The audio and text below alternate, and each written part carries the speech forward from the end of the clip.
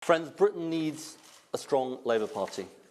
Britain needs a Labour Party that can rebuild after this defeat so we can have a government that stands up for working people again. And now it's time for someone else to take forward the leadership of this party.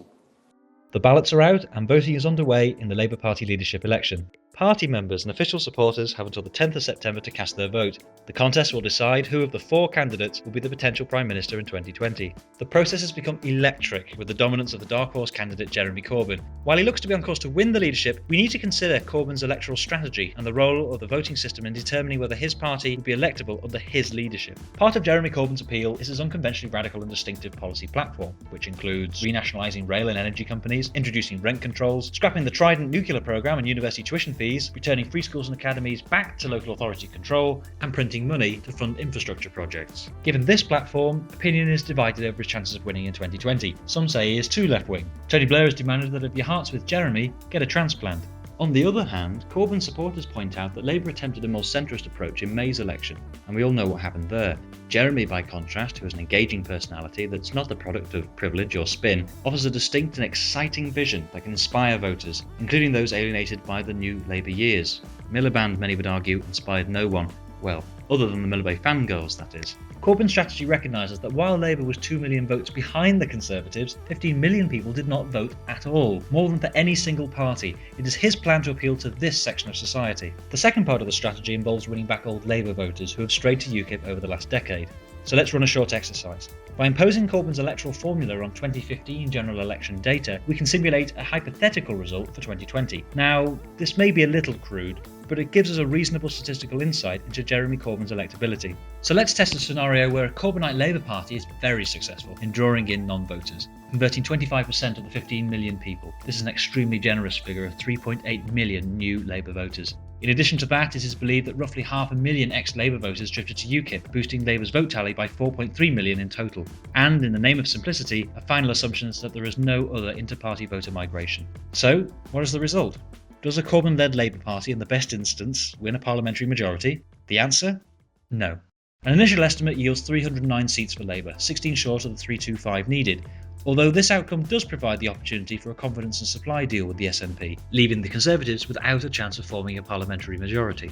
However, this does assume that there will still be 650 seats up for grabs in 2020, which is in fact almost certainly not going to be the case. Cameron's government is expected to reintroduce the constituency boundary review proposals, which were thwarted by the Liberal Democrats back in 2013, cutting the number of MPs to 600 and redrawing the constituency map as to even out voter populations across seats, something that will boost Conservative representation in Parliament at the expense of Labour. Taking this into account, we end up with this. Labour on 273 and the Tories on 260, a much closer result. And as you can see, the scope for a Commons majority with SNP support is diminished, although accepting Caroline Lucas's offer of Labour and Green candidates not standing against each other could offset this and help forge a left-wing majority coalition that includes the Green Party. The logic being that by competing against each other, Labour and Greens divide the left-wing vote in a given constituency, thereby putting a Tory in Parliament. This happened on 10 occasions in 2015, granting Mr Cameron his House of Commons majority.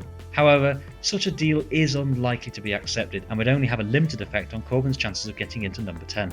Altogether, this suggests that Jeremy Corbyn's so-called winning formula is a somewhat dubious expression. But why is this the case? Why in 2015 did the Conservatives win 51% of the seats with 37% of the vote, whilst we have estimated that in 2020 Labour would only win 46% of the seats on 40% of the vote? To answer this, we need to look at how the UK electoral system works, that is, the system of first past the post, where the party with the most votes in a constituency wins the seat in Parliament.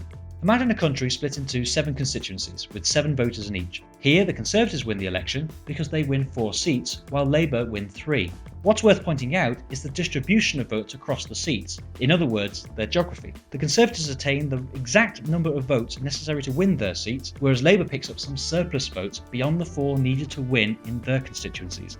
This makes for an inefficient vote distribution. In other words, the spread of votes across the constituencies does not yield as many seats in Parliament as it could. Contrast this to the scenario on the right. Here, each party wins the same number of votes as they do on the left-hand side, only the geography of the votes has changed. By changing where they gain their votes, Labour now win all but one of the seats. Now let's bring non-voters into the equation. Again, the Conservatives win 4 of the 7 constituencies due to their efficient spread of votes. But imagine what would happen if all those who did not vote had voted for the Labour Party. Despite having a clear majority of the votes in the country, the result in Parliament would be exactly the same, because of where the non-voters were largely located, that is, in seats that Labour already won. It's the geography, and not simply the number of votes won, that counts. Now you should have some inkling as to why, when Labour relies largely on non-voters to power ahead to 40% of the popular vote, they failed to convert that 4.3 million vote surge into a sufficient number of seats in Parliament. In the 2015 general election, of the 91 constituencies with voter turnout lower than 60%, 82 of them were won by Labour. There couldn't be a better statistic that exposes the weakness of Jeremy Corbyn's non-voter dependent electoral strategy.